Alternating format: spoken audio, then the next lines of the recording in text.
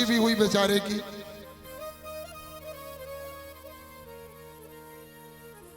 और शादी के बाद कहीं घूमने जाना था। कहाँ जाते हैं शादी के बाद? एक जगह, पवन भाई हैं? क्या नाम है, भूल गया मैं। ये दो हनीमून पवन बता रहे हैं। गए हो? गए हो? गए हो?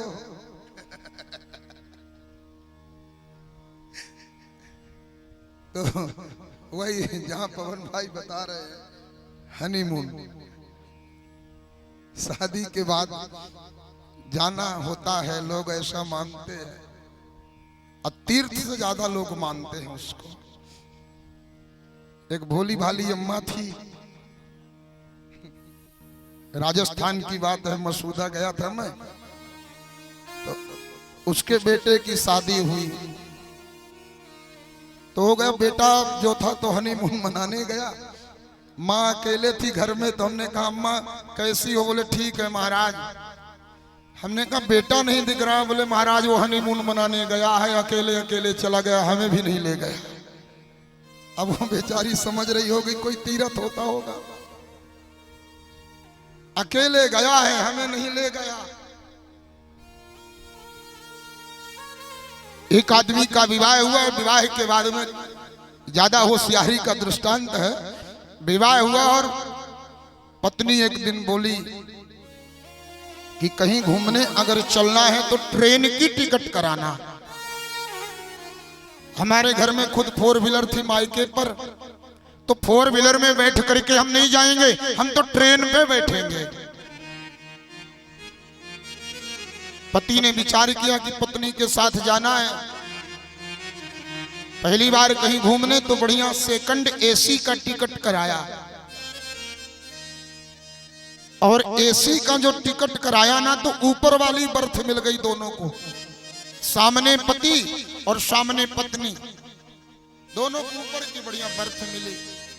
एसी डिब्बों में ज्यादा भीड़ भाड़ होती नहीं, समुचित व्यवस्था रहती है, समुचित वही लोग चलते हैं।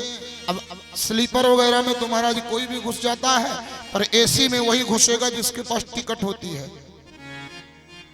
ऊपर की सीट मिली हुई थी दोनों को, पति पत्नी को, आराम से मौज से जा रहे थे।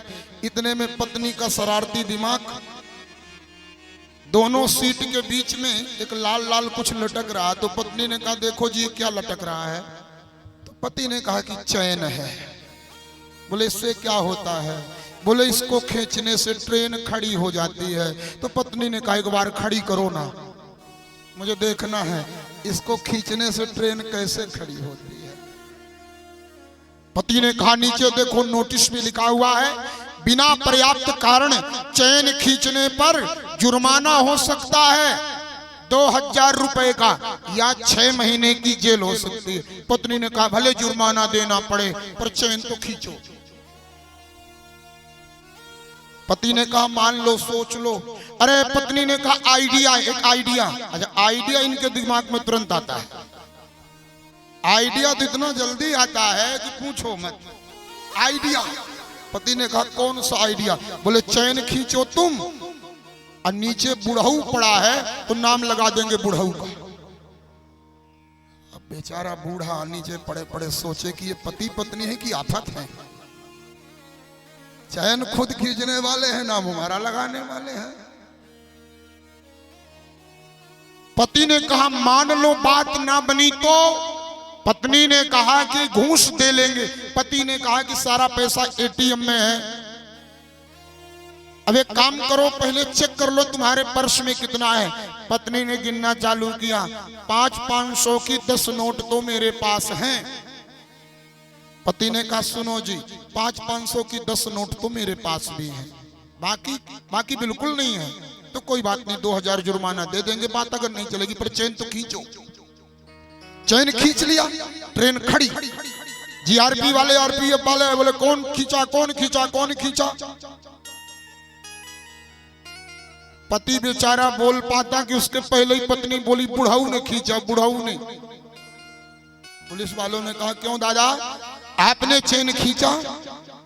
दादा उठ करके बैठ गया, जी हुजूर हम ही ने खींचा। क्यों खींचा? हुजूर कुछ मत पूछिए, घर से निकला था तो 500 की मेरे पास 20 नोट थी। ऊपर जो हट्टे खट्टे दोनों पति पत्नी चढ़े हैं ना, ये नीचे उतरे हैं और उतर के मारे हैं, अब मारपीट के सारा पैसा छीन लिए, दोनों बांट लिए। 10 नोट पत्नी के पर्स में और 20 नोट पति के पर्स में। पर्स खोला गया ना तो उतने चुम्मा नोट निकला। चैन खींचने का भी इल्जाम लगा, चोरी का भी इल्जाम लगा। दोनों को कहाँ जाना पड़ा होगा, वहां हनीमून नहीं गए, बेचारे कहाँ गए? जेल। पवन भाई हैं? छुपे रुस्तम हो, सब समझ रहे हैं